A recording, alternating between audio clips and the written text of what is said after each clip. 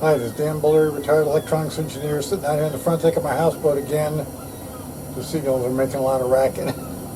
It's December 3rd, so it's cold, and it's my favorite granddaughter's birthday. So, I want to talk about that guy that did that video on harmonics. He's not alone, okay? He's not the only, I won't call him an idiot. He's not the only one that's wrong. How's that?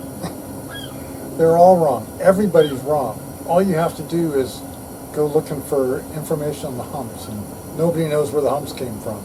Came from Bullard Laws of Harmonics number 2, okay?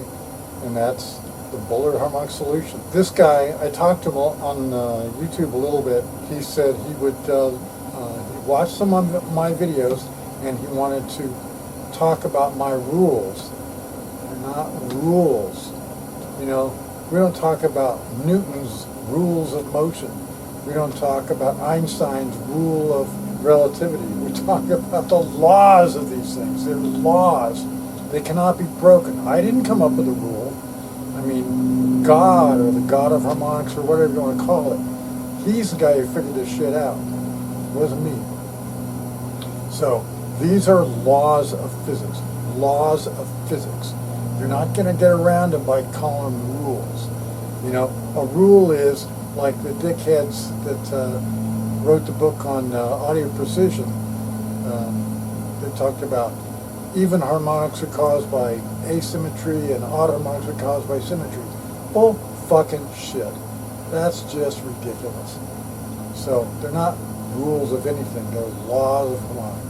He was talking about some newer scope that has a higher sample rate. And he prefers using a higher sample rate because it has better resolution. Now, I myself have made this mistake. When I was at Credence early on, when I was up here in Tektronix land, I wrote up a course for a CD-ROM, remember those? A CD-ROM training course, and I had to do all the bullet points and everything, and I wrote this thing up, and I passed it out to all the applications engineers, and they all looked at it, or some of them looked at it, and one person had a comment, Barry Culp, and I've talked about Barry a few times. He's the guy who came up with a really cool way of measuring frequency, which was, wasn't so bad. One of the things he picked on was higher resolution, higher frequency sampling gives you higher resolution. I said that. That's wrong. That's what this guy said. Higher frequency does not give you higher resolution. It gives you lower resolution. And you may remember that video that I made about aliasing and measuring high frequencies with a low frequency tester. So I was measuring 160 megahertz with a 33 megahertz tester. How do you do that? Well, you have to have an alias. But the advantage of that is when you sample slower, you get better resolution, and that's because of this formula. The Fourier frequency is equal to the sample rate, the frequency that you're sampling, divided by the number of samples. So there are two ways to get more resolution, more frequency resolution. That is to increase the number of samples or to decrease the sample rate. And so I was measuring frequency with a 33 megahertz tester measuring 160 megahertz. Now I had to use aliasing, but there's nothing wrong with aliasing. Aliasing is perfect. It's great. It works fantastic. I was getting, I think it was right around 1 kilohertz resolution there because I was sampling at 33 megahertz, taking 32,000 samples. Okay? And so you can do the math. It's just over a kilohertz. It's 1 part in 160,000, or about 12 parts per million. If you basically do the math, I was giving myself 2 bins to be off a little bit because I had to do that in the application. So it's about 12 parts per million. That's pretty fucking good for, like, you know, a tester that's not really meant for measuring frequency, but it worked great. Now, what if you wanted more accuracy and more resolution? Would you increase the sample rate? Hell no. Well, look at the formula. Fourier frequency is F sub S over N. So there's only two ways to do it: increase the number of samples or decrease the sample rate. So drop the sample rate to 15 megahertz. It'll alias a bunch, but so what? Who cares? You want it even better? Go to 1 megahertz. You want to go even higher, better resolution? Go to 1 hertz. Sample 160 megahertz with 1 hertz resolution. So what's 1 over 32,000? 1 over 32,000 is a very small number. So, and you can do that, like I said in that video. You can sample X-rays with a 1 hertz sample rate.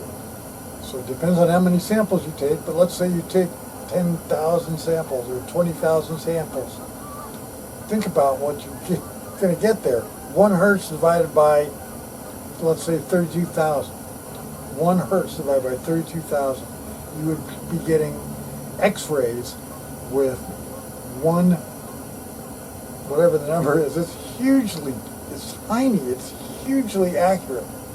So, and that just assumes that, you're doing the aliasing and handling the aliasing properly. In that video, I highlighted the difference between his circuit and it wasn't my circuit, the Appleco circuit. The Appleco circuit is clean. Compare that to his circuit, okay? It's like comparing this beautiful steak dinner to this pile of garbage, okay? And I've done this. I've been in this boat. I used to work on the STS 3000. I would design load boards for the STS 3000. And it was relatively low frequency, so it wasn't really a big deal. But people would occasionally comment, you can't get really high accuracy with a hand-wired bet board. Well, I didn't really think about it until I got into it. Figured out, like with Bob Hale's thing, he did that load board for Chromatic, which we were doing RAM bus, relatively low speed RAM bus, but we were doing RAM bus, and I learned about high frequency circuit design. And oh my God, the stuff you got to do, stubs and all kinds of holes, the mistakes you can make are huge. If you put together a piece of crap circuit, and that was a Class D amplifier, so it would have, pretty high resolution, pretty high accuracy, and very high frequency. You build a garbage circuit, you're going to get garbage. In fact, I bet, if you look at this guy's waveform and then you jiggle some of the wires there, you'll see it change. You'll see those harmonics change. And yeah, that tells you there's something wrong. If you can move stuff, and I've done this. I've done this on the STS 3000. I wrote a little thing that was pretty cool. It's kind of like a Geiger counter. So it would beep, beep, beep, given the amount of noise that you had in the system, and you could go through the system and move cables around and see if you could get it to beep slower. And the slower you got it to beep, the better your accuracy was. So it was pretty cool. So if you can touch a circuit and mess it up, which his would be easy, you just jiggle the wires around and suddenly everything changes. You have to have at least 2,000 harmonics if you're doing something that's non-sinusoidal. Now maybe you're not planning on doing stuff that's non-sinusoidal, but the circuit may have other plans. And so if it clips or if it distorts anything, it's going to cause harmonics. Those harmonics, it's better to have more harmonics than fewer. Better to have more harmonics than fewer. Ask anybody who designs high-speed load boards for testing. When I was at Intel, we were doing extremely high-frequency stuff, extremely. And they kind of got it. They did get it. Not everybody at Intel was an idiot, but quite a few were. There were quite a few.